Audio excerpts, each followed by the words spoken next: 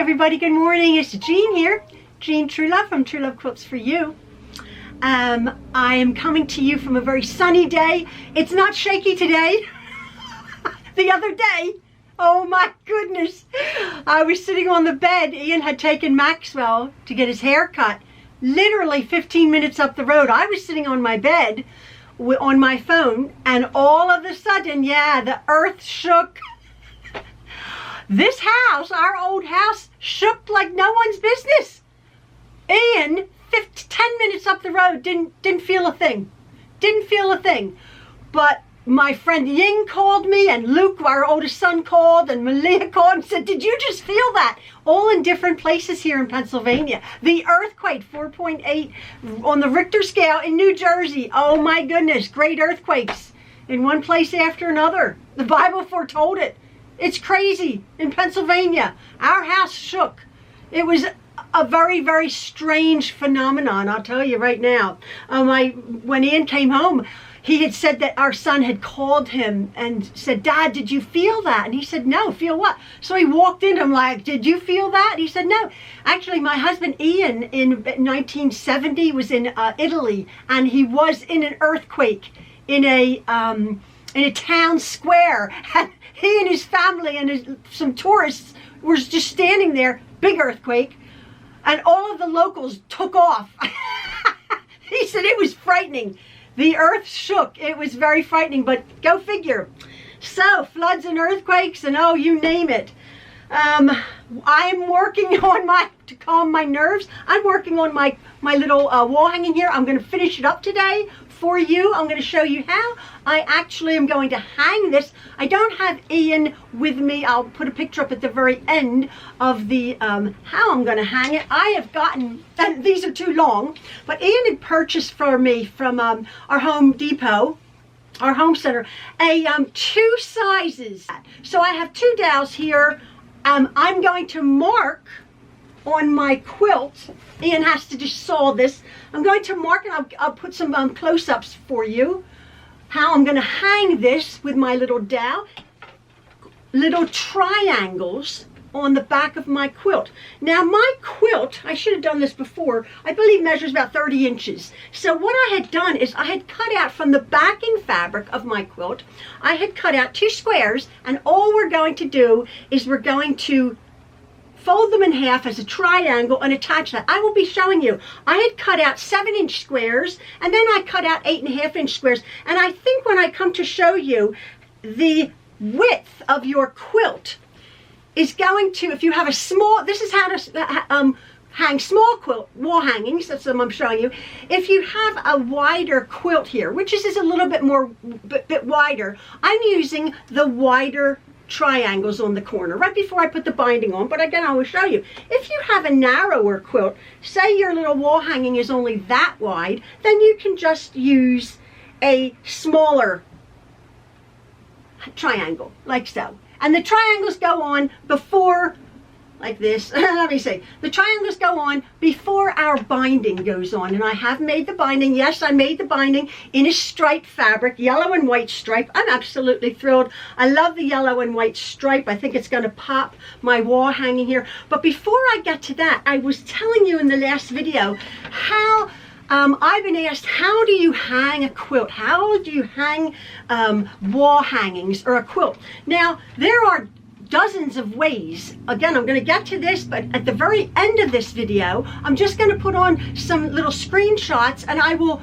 caption different ways of different hanging methods that you can use that are actually available online. But here are some suggestions for how to hang a quilt or a smaller quilt. You can put on a quilt sleeve. Now that is the ultimate to hang even a large quilt.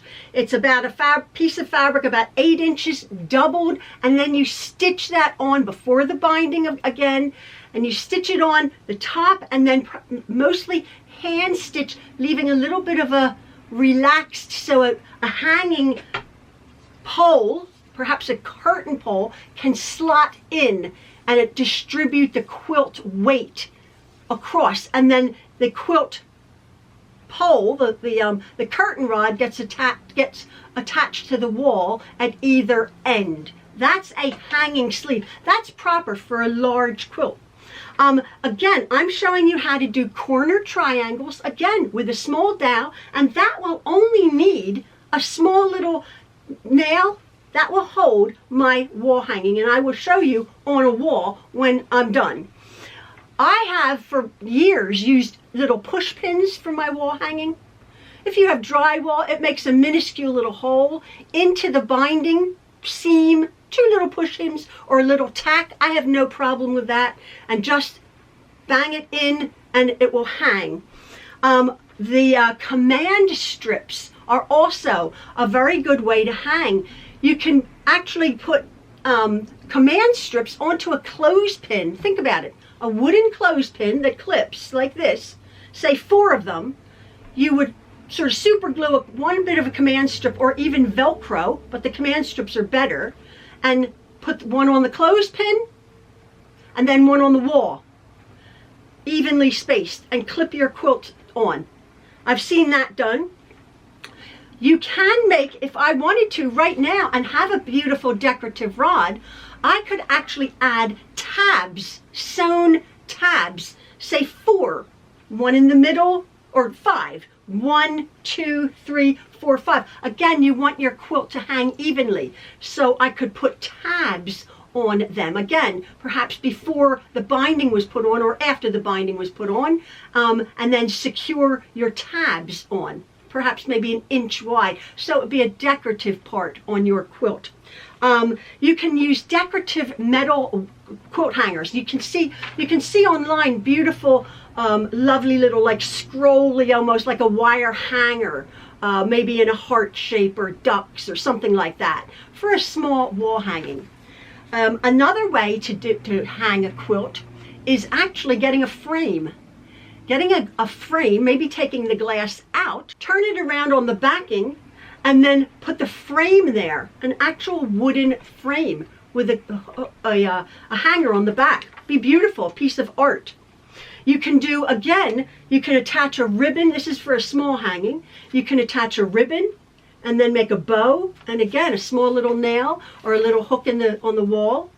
That would be for like a mini quilt, because you always want your quilts to hang straight. Push comes to shove, you can do a coat hanger with some clips on it, some pretty decorative clips. You could use like a wrapped wire hanger, and then on the end wire there, you could attach some clips made especially for hanging things. I did see one thing that was very interesting. It was a large quilt, actually, a large embroidery hoop, a very large wooden embroidery hoop was attached to the wall, and the quilt was pushed up through it and sort of made into like a bow at the top. Very, very pretty. Again, you can use a picture frame, all sorts of different ways to hang a quilt other than your typical sewing a sleeve on and putting bolts and clips and everything into the wall. But again, at the end of this video, I'm going to show you some visuals of some other things that I've seen online and what I've mentioned now. But right now, I'm going to get on a fairly quick video. I'm going to attach my corners to my quilt. Ian will measure my dowel. I'll have that hanging at the very end or at the beginning. And I do believe I'm going to be using my larger squares. Again, depending on the size of your quilt, you could use just smaller squares and turn them into the triangles, or larger squares. And this is going to be done on the square. I'm going to be making a square quilt. I'm going to be doing mitered binding. I don't know how I'm going to do that. You know me, I don't like mitered binding. But for this wall hanging, I'm going to do that. Yeah, I'm going to do that. So, yeah, I'll put my camera down and I'll show you how. I've put the wrong sides of my triangle, my square, I put the wrong sides together so that we have the pretty right sides showing very nicely. And because I cut it really square and my quilt top is nice and square, I'm just going to be sewing that on.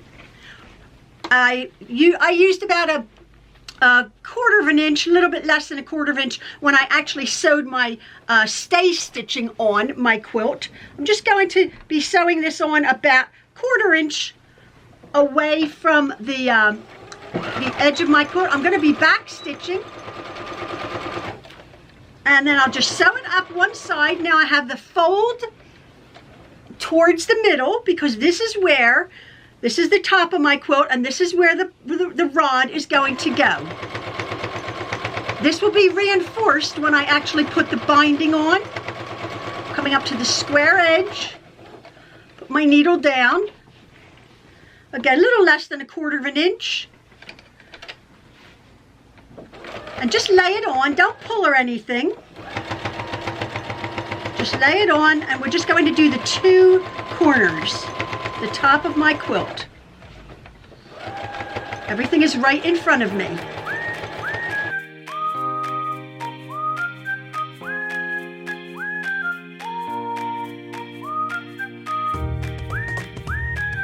There we go. I'll be putting my rod in there when it's all bound, and it will hang up nice and lovely. Now what I am going to do is I'm going to get my binding. Now I'm going to do my binding the same way I do it. I'm going to attach my binding to the back of my quilt. I leave about a 8-inch tail. This is on the side of my quilt here. I'm sewing my binding on the back of my quilt. You've seen me do this dozens of times. I'm using 2 1/4 inch binding.